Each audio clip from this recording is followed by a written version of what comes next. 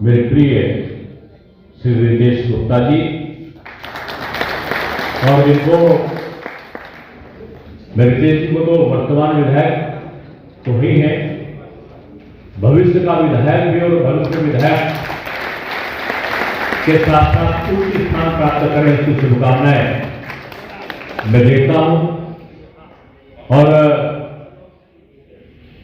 जिनको मैं विधायक जी सम्मानित मंच इस प्रांगण में मौजूद सभी सम्मानित प्रबुद्धजन मातृशक्ति पर आदरणीय डॉक्टर दिनेश शर्मा जी आज आप लोगों से संवाद करने के लिए यहाँ आए हैं।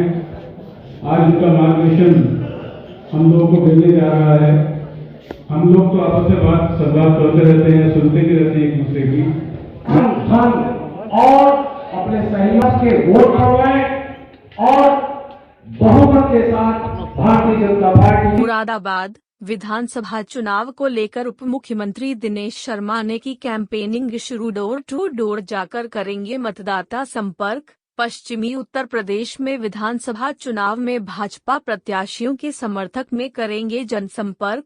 गुरहट्टी तिराहे से इंपीरियल तिराहे तक करेंगे पदयात्रा। साथ ही फूलों से स्वागत गया है। मुरादाबाद से जोगिंदर कुमार की रिपोर्ट। सरकार ने प्रत्येक क्षेत्र में काम किया है और सरकार की प्राथमिकता है कि एक तो जुनून के साथ में हमारे नौजवानों के लिए हमने हालांकि आजादी के बाद एक इतिहास रचा है। सबसे ज्यादा रोजगार देने वाली सरकार बीजेपी की बनी है, लेकिन जितने खाली पद हैं उनको एक अभियान चला के भरना।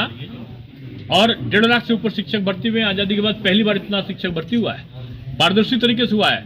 उनकी पोस्टिंग पारदर्शी तरीके से हुई है। हमारा पहला अभियान होगा कि हम नौजवानों के लिए पूरी भर्तियों को खोलकर पूरी तरीके जितने खाली पद हैं उनको हम भरें। उनके लिए निजी क्षेत्रों में भी रोजगार का सृजन करें। वन डिस्ट्रिक्ट वन प्रोडक्ट को हम और अधिक विस्तारित करके रोजगार के अतिरिक्त अवसर प्रदान करें। हमारा जेवर एयरपोर्ट बन जाने के बाद हमारी आधी अर्थव्यवस्था का संचालन सुनिश्चित होगा। वहां से आय का सृजन एकदम से बढ़ेगा। एशिया का सबसे बड़ा एयरपोर्ट हम लगा रहे हैं। हमारा डाटा सेंटर, एशिया का सबसे बड़ा डाटा सेंटर हमारे वहां लग चुका है। हमारे वहां चीन से आई हुई कंपनियां, मोबाइल कंपनी थी उपकरण बनाने की और मोबाइल बनाने की, वो हमारे वहां उत्तर प्रदेश में लग चुकी हैं। 3 लाख करोड़ रुपए का जो पूंजी निवेश आया है वो आज धरातल पर तमाम उद्योग लग गए हैं। डिफेंस कॉरिडोर बुंदेलखंड में हर घर नल की जो परिकल्पना है वो तेजी के साथ बढ़ी है।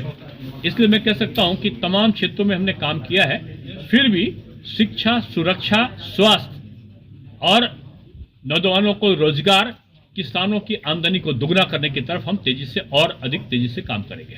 सर, अखिलेश यादव कह रहे हैं भाजपा के लिए किसानों ने दरवाजे बंद कर दिए हैं। हमको लगता है कि उनको चूक हो गई होगी। उन्होंने बीजेपी के लिए तो पावड़े बिछाकर खोल दिए। कल ही मैं गया था तो गांव में बूढ़ी बूढ़ी माताओं ने आशीर्वाद दे रहे थे। बूढ़े बूढ़े बुजुर्ग, खासतौर से अल्पसंख्यक वर्ग के लोग भी बाहर निकल कर आए और उन्होंने कहा एक अल्पसंख्यक तो भावविवल होकर रोने लगे थे। बोले पूरी जिंदगी बेटा मैंने बाहर निकल कर आए तो लोग उनको रोक रहे थे, लोग रुके नहीं। और अतरौली की मैं बात बता रहा हूँ, निकल कर आकर मेरे सर पर हाथ रखकर बोले कि बेटा जिंदगी भर आप लोगों को वोट नहीं दिया, जबकि मैं अटल जी का भी फॉलोअर था, उनको बहुत मानता था, लेकिन जब वोट डालने गया तो आपको वोट नहीं दिया मैंने कहा दादा कहना क्या चाहते हो? तो बोले ये जो मकान आप जिसके बाहर आप प्रचार करने आए हो ये योगी जी के द्वारा दिया गया है, ये प्रधानमंत्री आवास ये मोदी जी का है और हम लोगों ने सपना नहीं देखा था, आज पक्के मकान में रह रहा हूँ। इस बार बेटा मेरा भी और मेरे बच्चों का भी सारा वोट, जो लड़कों का है पोता पोती तक, उनके काफी बुजुर्ग थे, उनका पूरा परिवार हमारा बीजेपी को देगा। मैं खुला चैलेंज करके कह रहा हूँ। और फिर स्टिकर लेके अपने घर पे उन्होंने लगाया। सर, जितनी भी उपलब्धियां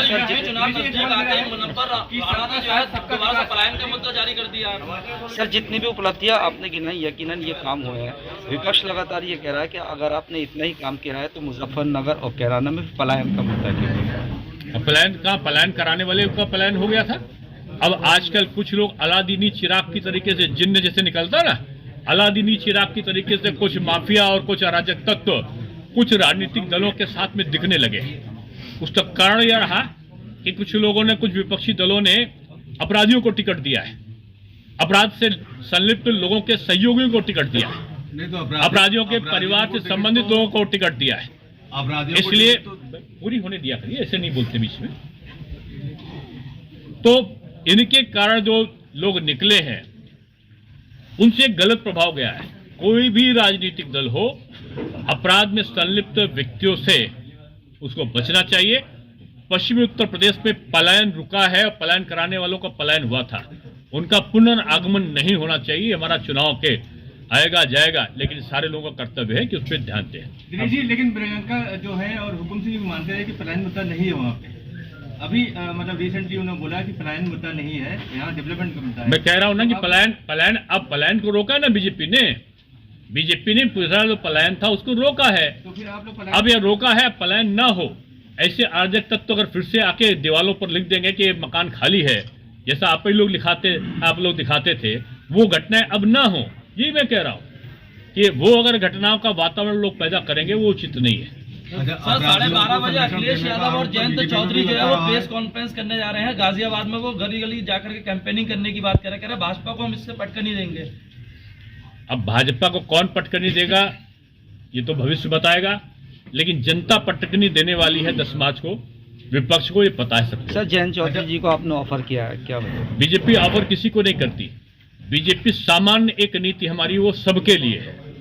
जो बीजेपी की नीति रीति सिद्धांतों पर, जो विकास के कार्यों में अपनी सहभागिता पर जिसका स्वीकृति है और समाज में छवि अच्छी हो जिसकी भी, और समाज में किसी प्रकार के आरोप ना हो, उसको स्वागत बीजेपी में, उसके लिए बीजेपी के द्वार खुले हैं।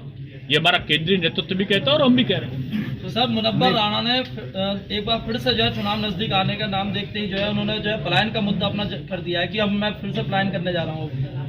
अब देखिए, मैंने सुना नहीं किसी का, और मैं लखनऊ का हूँ, मेरे बुजुर्ग हैं, और उनको मैं कहूँगा कि जो राम राज्य की परिकल्पना है वो बीजेपी की सरकार में ही होगी, सबका साथ सबका विकास। दूसरी सरकारों में तो इस प्रकार का जो भेदभाव है वो हमेशा रहा है। इसलिए लखनऊ या उत्तर प्रदेश एक अच्छा विकास का केंद्र बने, इसकी तरफ हम आगे बढ़े। 20 लाख रोजगार देंगे अगर वो आएंगे तो, और जो है जो योगी सरकार की तरफ से लगातार रोजगार मिले। आजादी के बाद से लगातार वही सब लोग तो है ना, उनको पूछिए सबसे कि उन्होंने जब सत्ता में रहे तो कितना रोजगार दिया है। अपराधियों को संरक्षण देने का आरोप तो बीजेपी को लगता रहा है। प्रसाद मौर्य सहित कई भाजपा विधायक सभा में शामिल हो गए। राजनीतिक पलायन को किस तरह से देखते हैं? आप तो ये नहीं देख रहे कि लगातार उनके 27 लोग हमारी तरफ आ गए। 27 एमएलए एमएलसी मिला 27 से ज्यादा। अभी तो परसों 2 और आ गए हैं, कल 2 और आ गए हैं। तो रोज उनके लोग छोड़कर इधर आ रहे हैं। हमारे वहां से अगर 1-2 लोग चले गए तो ये कोई महत्वपूर्ण थोड़ी है। महत्वपूर्ण तो ये है कि उनके सारे लोग छोड़कर इधर क्यों आ गए और रोज आ रहे हैं। संरक्षण देने का आरोप लगता रहा है बीजेपी पे भी, इस पर क्या कहेंगे? बीजेपी हमेशा से समाज की अच्छी छवि वाले लोगों को प्राथमिकता देती आई है। अपराधियों का भारतीय जनता पार्टी में कोई स्थान नहीं है। जिन विधायकों का टिकट काटा वो मदद कर रहे हैं आपके? सब करेंगे मदद। बीजेपी में मैं नहीं है ना, बीजेपी में हम है। और बीजेपी में हमेशा एक बात याद रखिएगा कि बीजेपी कार्यकर्ता बाहुल्य पार्टी है। उसमें उम्मीदवार नहीं होता कि उम्मीदवार के मिश्रा है, उम्मीदवार रितेश गुप्ता है, ये नहीं है। बीजेपी का प्रत्याशी कमल का फूल है और पार्टी का कार्यकर्ता कमल के फूल के लिए काम करता है।